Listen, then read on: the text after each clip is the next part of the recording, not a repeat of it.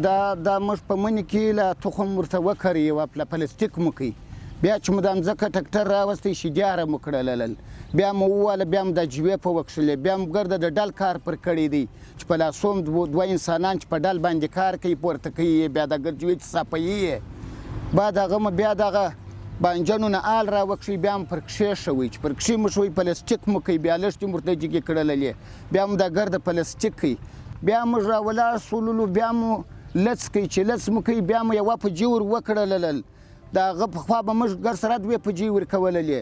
د هغه بعد بیا بیرته یې واښه ونیوئ چې په جي مو کوي بیا دویم واري بیرته په جي وکړلل بیا مو په جي کړی دی بیا مو دریم ګشت اوس چې لڅ مو کوي